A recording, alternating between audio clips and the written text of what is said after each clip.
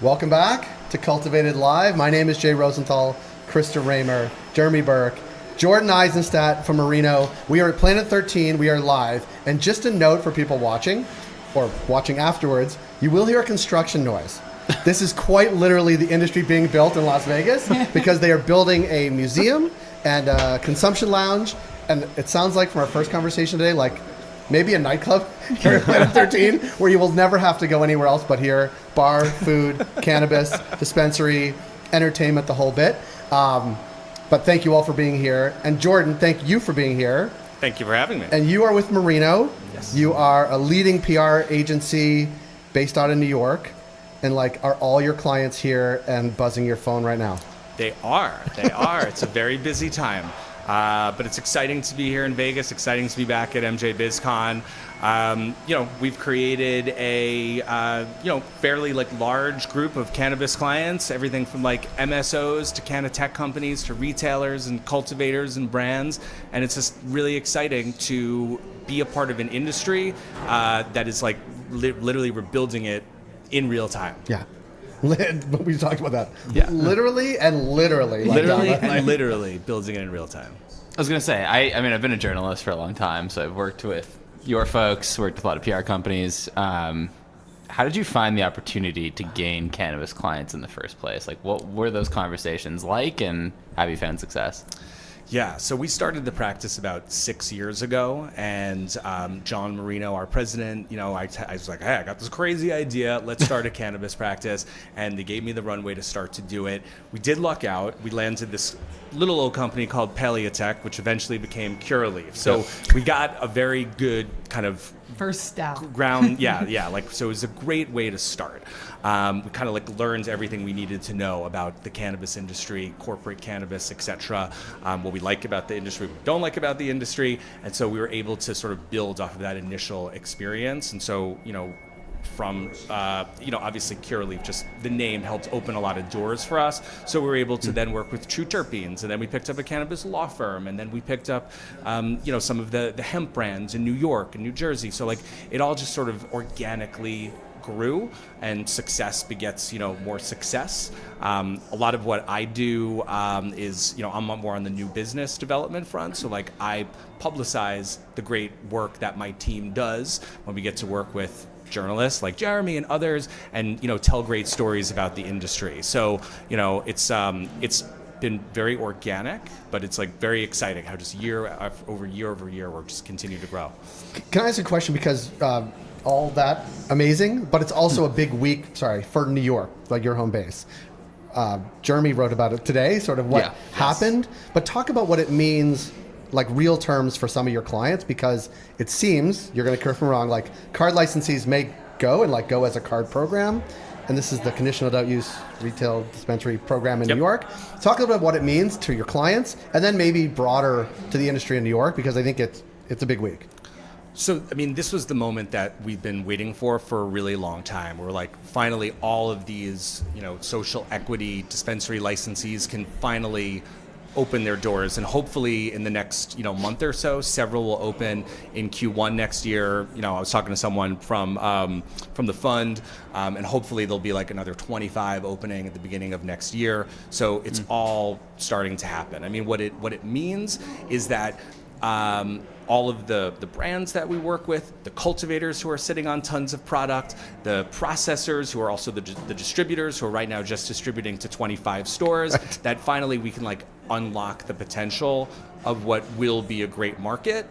It also means that we can start to really tackle the illicit market issues that we're dealing with in New York. I know other states have tackled this before, or not tackled it, but are dealing with it. In New York, we have a profound problem with illicit cannabis storefronts. Yeah, it's a bonanza for California growers. It is. I'm just kidding. It is. Well, no, it was really funny. I was at a conference earlier this year where Steve D'Angelo said you can buy better California weed in New York than you can in California. It's true. How big is New York of an opportunity for you in general right now? So given the fits and starts. Yeah, look, it's our home base. I worked for the New York State Senate and 2 New York governors, so I've sort of lived through this whole process. We did a lot of work with the Cannabis Association of New York for many years. We passed the MRTA. So this this is now the moment where storefronts can finally open. Earlier this year, we did kind of create a fairly like robust kind of starter PR package for the retailers. And so, we have a nice pipeline of retailers who are kind of ready to start to publicize their brand, ready to go. So this is it. This is finally it. We can like open the pipeline and just start opening stores. So it's exciting. There is an overhang, I think you're going to tell me, like even just having been to a dispensary in New York, there is an overhang of product that is like just like it's just dying on the vine. It's not the right word, but like there's an overhang. Yeah. But also I think consumers are like, we have legal cannabis, but I can't get to a dispensary because it's too far away or there's not enough. Yeah. For like, You'd be amazed as to how little regular people know about what's going on. People just see dispensaries open up. They're like, oh my God, they're open. But it takes a little bit under the surface to say it's not legal. Yeah.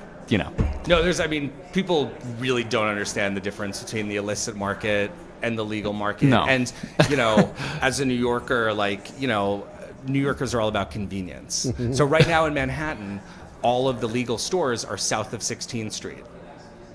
Right. So unless you're there, you're not going there, right? Because there's, right around the corner, there's a bodega that's also selling weed, and it's probably better than the legal market right now. How dare you? Right. We're gonna get there. Yeah. We're gonna get there. This is a process. And Jeremy too, but we live in Toronto, and like it's still a thing. Like there's still dispensaries that are popping up, and you're like, well, like there's one down the street that has 2 ounces for $100. I'm like, well, how are you supposed to compete with that? There's also, I would argue, it's like the customer just doesn't know how to distinguish either. So there are lots of instances, it's still happening in Canada, which is, it's been so long still, but it happens in New York where the customer doesn't even realize that they are maybe not purchasing from a regulated environment. Right. Yeah. No, there's been, different efforts to the governor of New York has, there's like a big sticker that's supposed to be in the store. And so they've tried to really publicize that. There were some folks who said, all the window fronts of the legal cannabis store should say in very big letters, like we sell legal cannabis, but nobody really wants to do that. Right. So it's Takes the cool out of it when you do that. Yeah. And look, some of the illicit stores, they look pretty legit. Yeah. The problem is, so a year ago we wrote a report about the illicit market, and so we went and visited, 20 different stores, bought product, had it tested, and 50% of it tested positive for E. coli. Oh, yeah. There was like contaminants and heavy metals. There were products that were labeled 100 milligrams of THC. Some of them had 0. Some of them had 200. Right. So if you're just the average consumer and you buy, you think you're taking a 10 milligram edible, but it's really 20. That could kill your interest in cannabis for a really long time. So, this is actually important for the future of the industry. Yeah. Yeah. And I wonder, we like to try to ask a question like this every time someone comes in, but we're here very early days of this week in Las Vegas. What do you think we'll be talking about out of the next couple days? What do you think some of the trends that we'll be talking to folks about, but also you'll be hearing from your clients on the trade show floor? What do you think we're sitting on top of right now in terms of trends? Yeah, that's a really good question. I think I'm seeing, a lot of conversations about some of these emerging markets that people are really excited about. So putting New York aside, right? So, Maryland, Missouri, Minnesota, people are really excited about some of these state markets. I was at the cannabis law sessions yesterday, and so, a lot of conversation about rescheduling, a lot of conversations about interstate commerce. So I think, there's definitely going to be some buzz about that as well. But, it remains to be seen, right? Last year, I thought sort of that was New York's coming out party. There were so many New Yorkers here that it seemed like, wow, this is it. But now we're here, so we can fit all the dispensary owners and operators in this room, basically. Yeah, no. So it's a lot of fits and starts, but we're getting there. Yeah. We're getting there, and this show just keeps on growing, and it's amazing because you come here and you meet so many interesting people. I just had the best conversation in the waiting room with someone. I was like, I am so glad that I met you. Well, he's coming in a sec. The other Jordan. The other Jordan. Yeah, the other Jordan. Jordan's have bonded today. Yes. I want to thank you for coming in. Thank you for the work you do, but also giving us insight of what's happening in New York, because there was a New York vibe last year, and now it's okay, there'll be another New York vibe this year, and then maybe next year too. Well, a lot of the New Yorkers stayed home. Yeah. Because they're busy. They're busy. Yeah. So maybe next year can be a big New York year again. Yeah, you'll be a New York 2 years. Yeah. It's like 2 years to get to 1 year of growth. It's like, that sounds like the cannabis industry, right? but that's also what you're just saying about Missouri. Well, maybe about Minnesota most noticeably is that they don't have a massive medical program, so it's not like they're starting where Missouri or Maryland did. Like, it's really starting anew. Yep. But they also have some weird, they have beverages. They have like weird, the way the laws were written were very unique. Let's say. Or not written. I think in that case it was like just a it's minute. like, do what you want. Yeah, do what you want. Let's have 10 milligram It's a beverages free-for-all. at, Yeah. at CVS. But thank you so much for coming in. Enjoy the next Thank couple of you. days, and we'll see you, I'm sure, Yeah. in and around. Awesome. Can't Thanks, wait. Jordan. Well, thank you guys. That you. was Jordan Isenstadt from Marino. We have Jordan Wagman, James Beard nominated chef, coming on in a second. I thought he'd heard me say that, but he didn't. So we'll thank you, Jordan, and we'll welcome Jordan in. Thanks so much. Thanks, guys.